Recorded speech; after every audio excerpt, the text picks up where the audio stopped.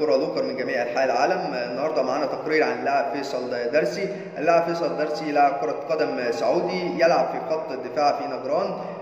ولد 11 فبراير 1997، عمره 26 سنة، ولد بجدة، وطوله 1.80 سم، ومركز اللاعب مدافع، هو سعودي الجنسية، يلعب برقم 4 مع نادي نجران حاليا. مسيرته الشبابية مع النادي الأهلي، أما مسيرته الاحترافية سنة 2017-2021 مع النادي الأهلي، وسنة 2019-2020 مع نادي الرائد إعارة، وسنة 2020-2021 مع نادي نجران إعارة، و2021 مع نادي نجران. بشكركم أعزائي المشاهدين، وأتمنى دايما إن انتم تتابعونا باستمرار وتشتركوا في القناة وتفعلوا زر الجرس عشان يوصلكم منا كل جديد وحصري عن اللاعبين السعوديين والدوليين، وأيضا الكرة المحلية والعالمية، وأيضا الأندية المصرية والسعودية والدولية. والسلام عليكم ورحمة الله وبركاته.